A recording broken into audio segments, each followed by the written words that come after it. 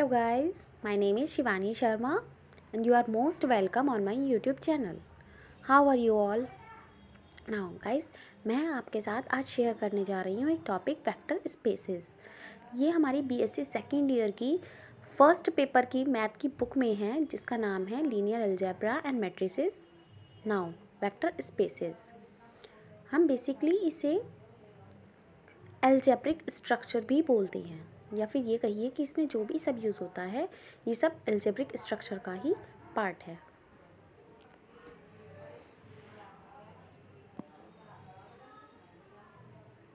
Now अब vector spaces पढ़ने से पहले हम पढ़ते हैं पहले दो चीज़ जिसे हम बोलते हैं first is internal composition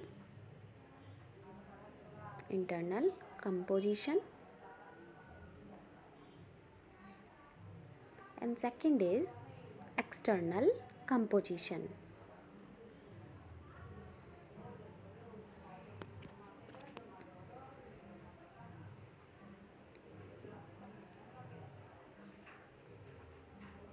Now guys, मैं आपको एक चीज़ पहले बता देती हूँ कि F मीन्स फील्ड, ये हमारा फील्ड होता है। इसमें हमारी स्केलर क्वांटिटीज़ होती हैं। अगर कोई चीज़ हमारी बता दी जा रही है कि ये फील्ड में है तो इसका मतलब है वो स्केलर क्वांटिटी है, इसीलिए वो फील्ड में है। इसके एग्जांपल्स होते हैं जैसे A, B, C, D जो टाइम के साथ चेंज नहीं होते।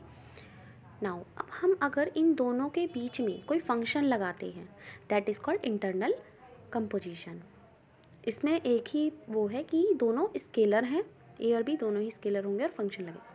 नाउ एक्सटर्नल कंपोजिशन में वी ये हमारा वेक्टर होता है और इसमें हमारी वेक्टर क्वांटिटीज़ होती हैं जो टाइम के साथ चेंज हो जाती हैं। इसके एग्जांपल होते हैं alpha and beta. Alpha and beta.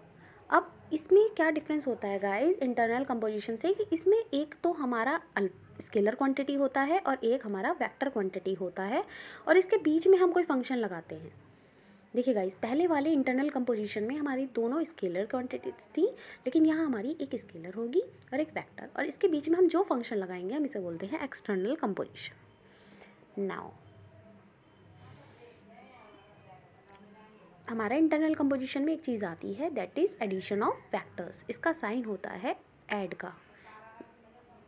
इधर V over field in the external composition, V over F यानी वेक्टर ओवर फील्ड कॉल्ड, इसे हम बोलते हैं स्केलर मल्टीप्लिकेशन।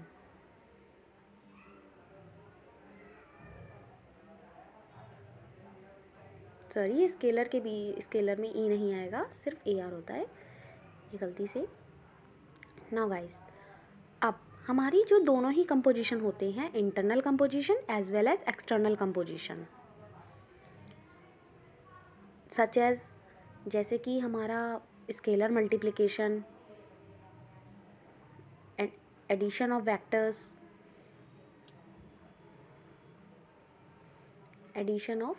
वेक्टर्स, दोनों ही, यानी जो अभी हमने पढ़ा है स्केलर मल्टीप्लिकेशन हमारा एक्सटर्नल कंपोजिशन का होता है और हमारा addition of vectors internal composition का होता है।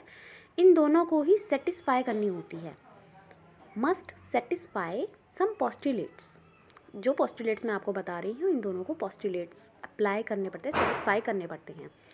फर्स्ट पोस्टुलेट है हमारा ए अल्फ़ा प्लस बीटा। यहाँ हमारा ए स्केलर है एंड यहाँ अल्फ़ा प्लस बीटा हमारी वेक्टर क्वांटिटी है।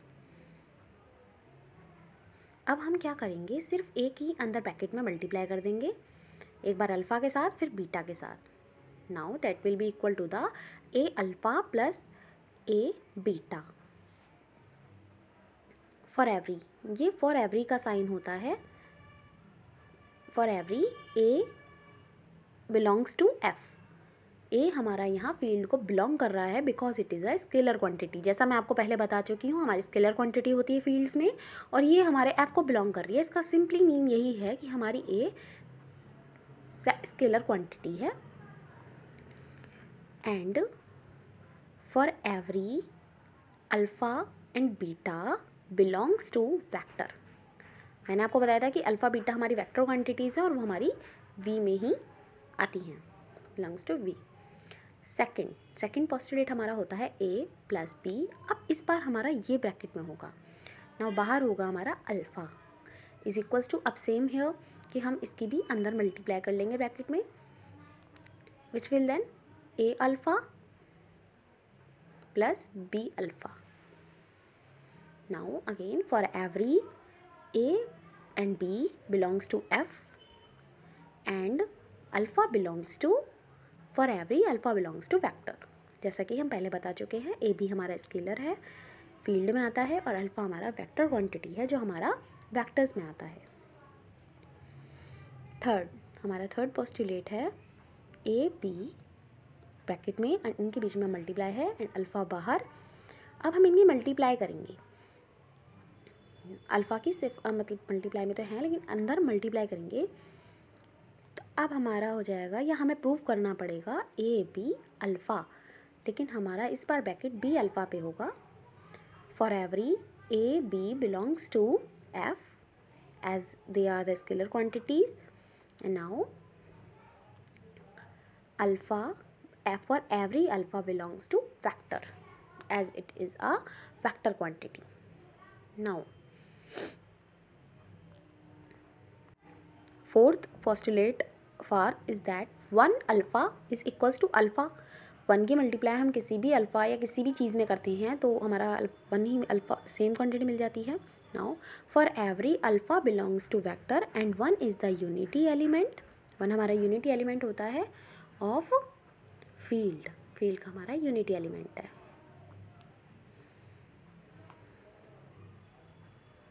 नाउ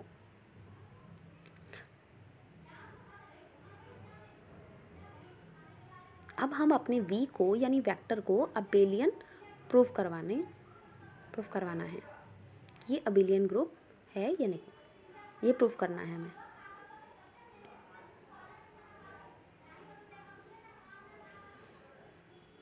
नाउ बस हमें ये अबेलियन प्रूफ करवाना है with respect to the addition of vectors.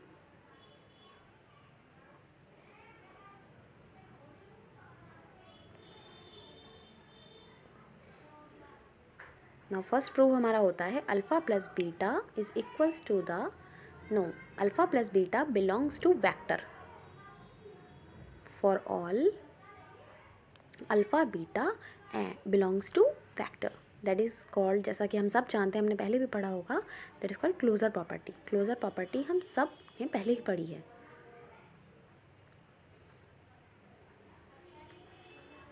Close property मैं सिर्फ लिख रही हूँ, लेकिन हमने अभी तक इसे क्लोजर प्रॉपर्टी पढ़ा है। Second is alpha plus beta equal to beta plus alpha.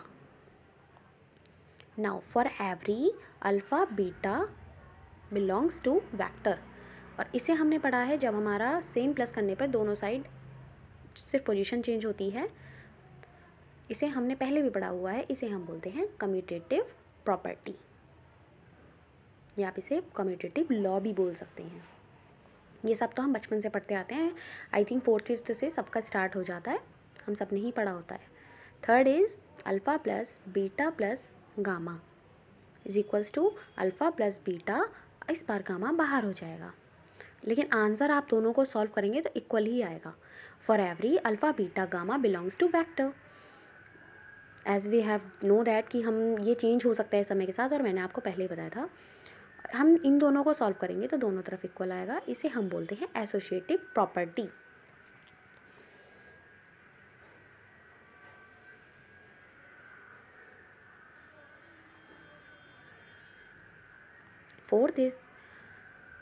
Fourth is zero belongs to vector, इसे हम ज़ीरो वेक्टर भी बोलते हैं, और इसे हम किसी भी क्वांटिटी में अगर हम प्लस करते हैं तो एज इट इज़ वही आता है, तो अल्फ़ा बिलोंग्स टू वेक्टर, तो ज़ीरो को हम एडिटिव आइडेंटिटी भी बोलते हैं, जिसके ऐड करने से किसी भी आइडेंटिटी में कोई फ़र्क ना पड़े। Next is your fifth, minus alpha plus alpha is equals to zero. Minus alpha, additive inverse.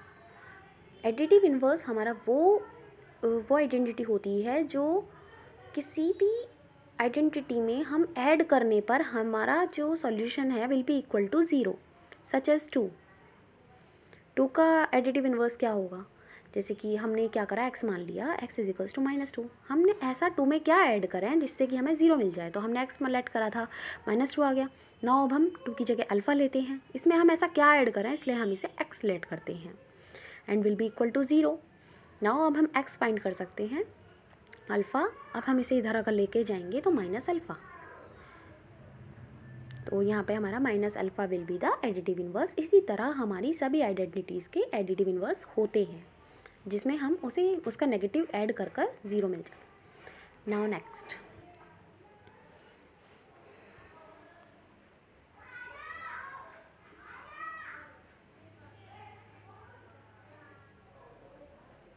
come to the next topic guys, 7 no या एक्चुअली मतलब नेक्स्ट टॉपिक इज़ दैट कि हमें सेवन कंडीशंस होती हैं जो हमें सेटिस्फाई करनी होती हैं, जिसमें से फर्स्ट इज़ दैट कि alpha plus beta is equals to alpha plus gamma. इसमें हम लेफ्ट कैंसिलेशन लॉ से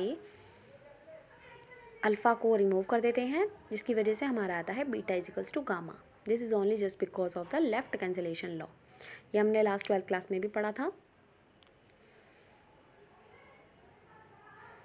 नाउ सेकंड भी इसी तरह कि इसमें अल्फ़ा बीटा प्लस अल्फ़ा या alpha plus beta is equals to gamma plus alpha. Means हमारा यहाँ राइट कैंसिलेशन लॉ होता है, क्योंकि दोनों चीज़ें राइट साइड हैं।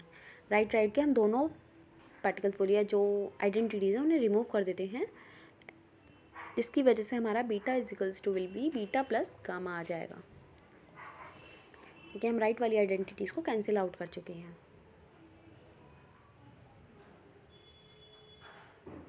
Now third will be our alpha plus beta is equals to 0।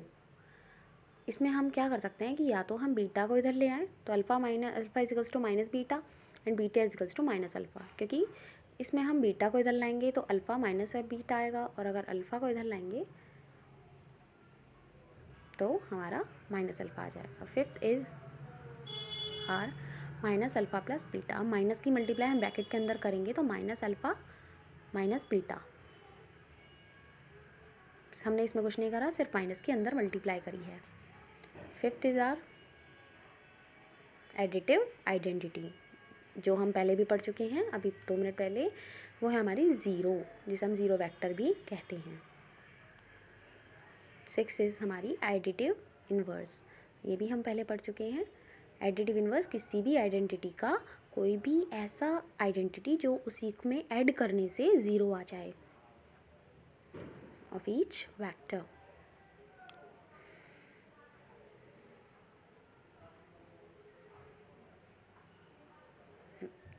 Will be unique. 7th is if अगर alpha plus beta is equals to gamma, then alpha plus beta, अब हम minus gamma को इधर ले आएंगे right hand side, तो minus gamma. Actually guys gamma था, why मैंने गलती से लिख दिया। तो ये हमारे यही 7 सेटिस्फेक्शन से, यही 7 हमारे प्रूफ से जो हमें प्रूफ करने थे। नाउ हमारा वेक्टर स्पेस क्लियर हो चुका है गाइस। अगर आपको इसके ऊपर एक एग्जांपल भी चाहिए हो तो आप मुझे कमेंट सेक्शन में ज़रूर कमेंट करके बताइएगा, तो मैं आपको इसके ऊपर एक एग्जांपल और करके दूंगी कि कैसे हम इन्हें क्वेश्चंस में अप्लाई करें। गाइस अगर आपको ये अच्छे से समझ में आया हो तो आप मुझे कोई टॉपिक और भी पूछ सकते हैं, आप मुझे कमेंट सेक्शन में वो टॉपिक डाल दीजिएगा ताकि मैं आपको उसके ऊपर और वीडियोस बनाकर दे सकूं।